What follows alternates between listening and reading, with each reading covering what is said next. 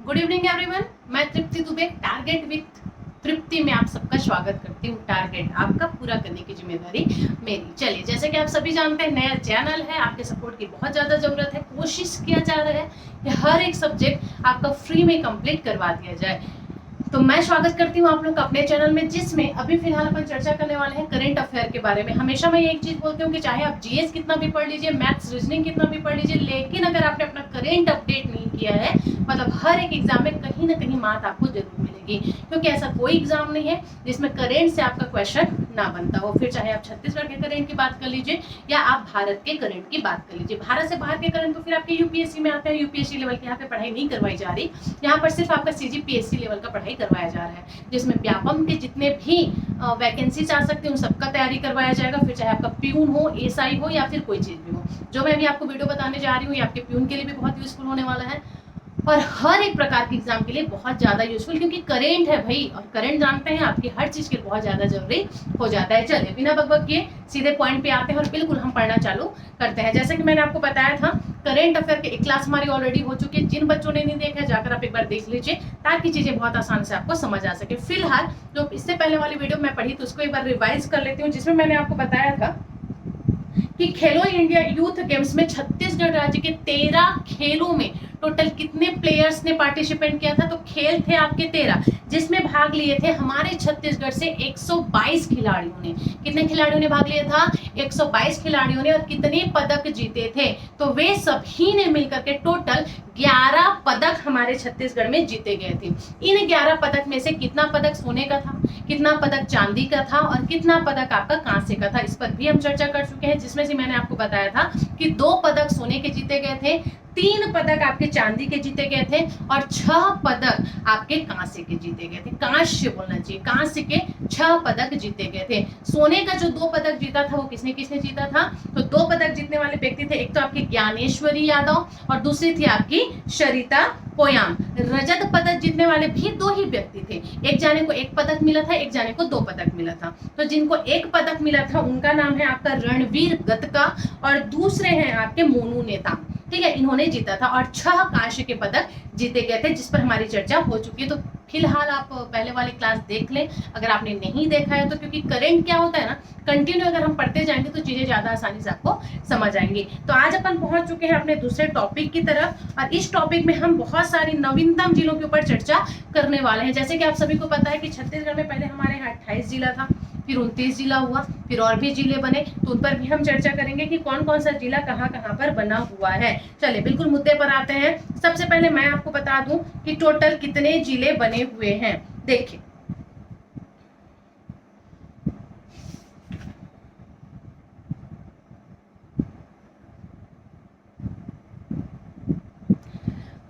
जो हमारे अभी माननीय मुख्यमंत्री जी हैं, जिनका नाम है भूपेश बघेल, है ना, श्री भूपेश बघेल जी, इनके नेतृत्व में अब तक टोटल 6 नवीन जिलों का गठन हो चुका है। अगर शुरू से मैं बात करूं तो मैं आपको बता दूं, हम वर्तमान में बात कर रहे हैं सन 2022 की। सन 2022 में हमारे छत्तीसगढ़ में टोटल जिलों की जो संख्या है वो 33 हो चुकी है। कितनी हो चुकी है? 33 जिले कौन कौन से बने हैं? अगर आप मैप के माध्यम से समझना चाहते हैं तो आप छत्तीसगढ़ का जियोग्राफी वाला जो मेरा चैनल है वहां जाकर आप देख सकते हैं, जिसमें छत्तीसगढ़ का मैप के माध्यम से आपको समझाया गया है कि कौन कौन से जिला कौन कौन से संभाग में लोकेट किया गया है। ठीक है, चलिए अभी फिलहाल मैं अपने पॉइंट में आती हूँ। छत्तीसगढ़ में टोटल कितने जिले हो गए हैं? तो छत्तीसगढ़ में हमारे यहाँ टोटल 33 जिले हो चुके हैं। कितने जिले हो चुके हैं? 33 जिले हो चुके हैं। अंतरराज्यीय सीमा पर टोटल कितना जिला स्थित है इसमें? तो अंतरराज्यीय सीमा पर हमारे यहाँ 22 जिले हैं। कौन कौन से जिले हैं इस पर भी सीजी जियोग्राफी में चर्चा कर ली गई है। और एक पॉइंट बनता है आपका भू आवेष्टित जिला। भू आवेष्टित जिला किसको कहते हैं? जो कि किसी भी अगल बगल में कोई समुद्र,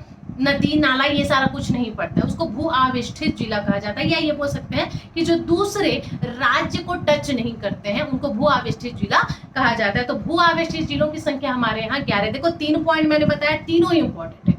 सबसे पहला पॉइंट मैंने आपको क्या बताया कि वर्तमान में छत्तीसगढ़ में टोटल कितने जिले हैं, तो वर्तमान में छत्तीसगढ़ में जिलों की संख्या टोटल 33 हो चुकी है। कितनी हो चुकी है? 33 हो चुकी है। दूसरा पॉइंट मैंने आपको बताया था कि अंतरराज्यीय सीमा, अंतरराज्यीय का मतलब क्या समझते हैं? जो दूसरा राज्य को भी टच करती है ना। जैसे कि हमारे छत्तीसगढ़ के बगल में जस्ट उड़ीसा है, तो उड़ीसा को बहुत सारे आपके जिले टच करते हैं, ऐसे। तो अंतरराज्यीय सीमा पर स्थित जो जिले हैं उनकी संख्या है टोटल 22, मतलब 33 में से 22 ऐसे जिले हैं जो दूसरे राज्य की सीमा को टच करता है, और 11 ऐसे जिले हैं जो किसी भी दूसरे राज्य को टच नहीं करता है, जिसको आप भू आवेष्टित जिला कहते हैं। तो भू आवेष्टित जिला मतलब जो किसी दूसरे राज्य को टच नहीं करता।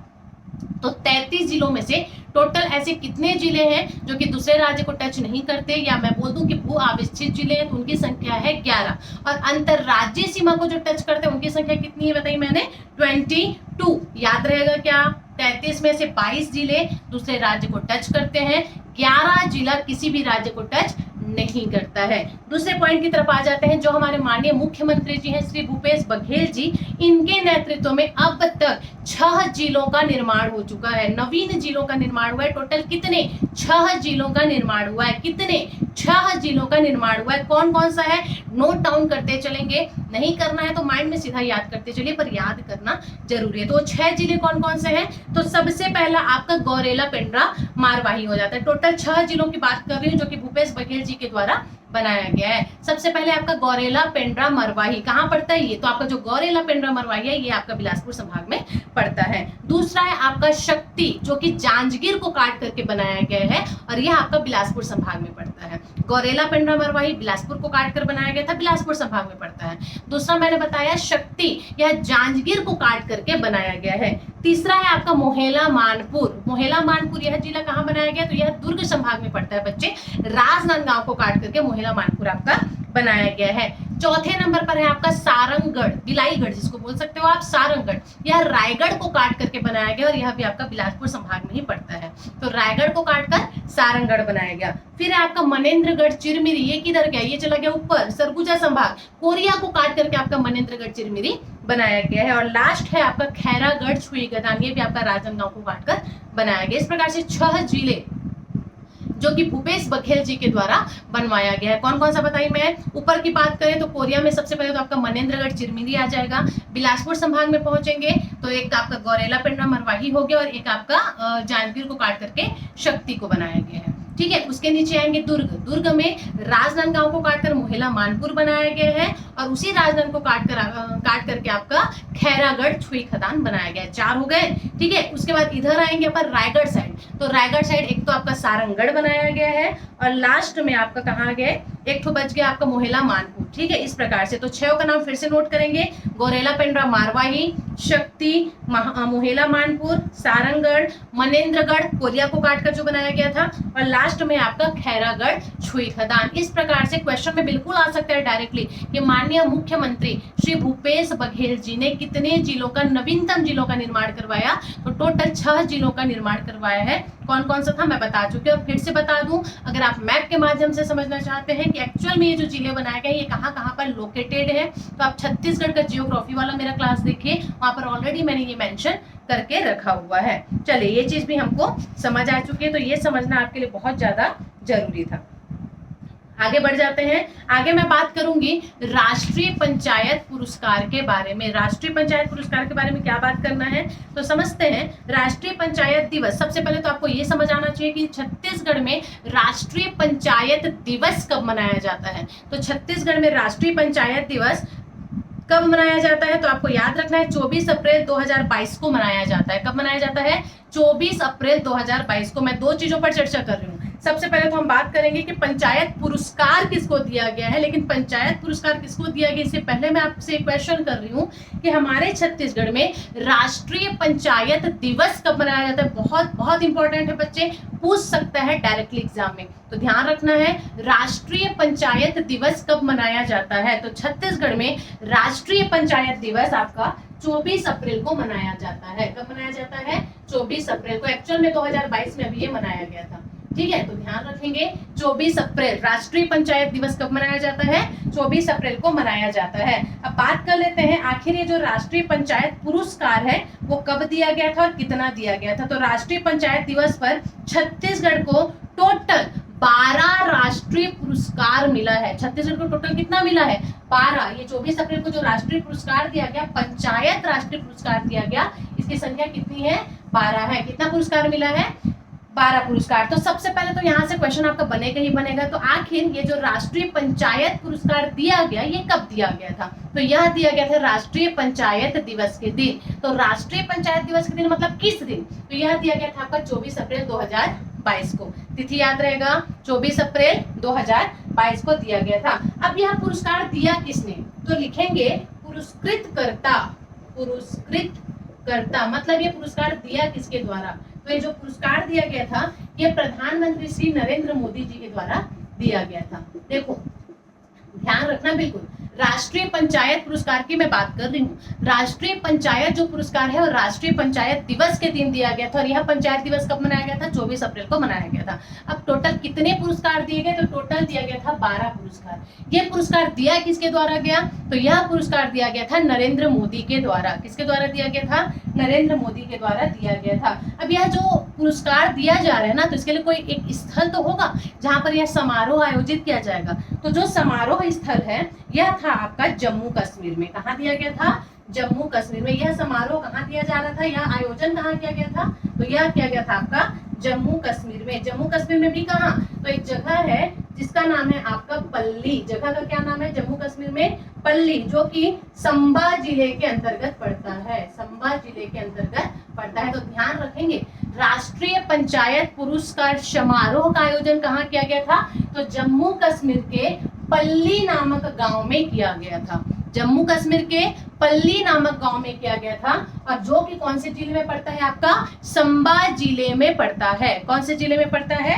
संबा जिले में पड़ता है। तो कौन कौन सा पुरस्कार दिया गया था? तो समझेंगे मुख्यमंत्री श्री भूपेश बघेल के नेतृत्व में छत्तीसगढ़ को लगातार ग्रामीण अर्थव्यवस्था को सुदृढ़ करने के प्रयासों के फलस्वरूप इस बार राष्ट्रीय पंचायत दिवस के अवसर पर 12 राष्ट्रीय पुरस्कार प्रदान किए गए, जो कि मैं आपको ऑलरेडी बता चुकी हूँ। ठीक है, अब देखो कौन कौन सा पुरस्कार दिया गया।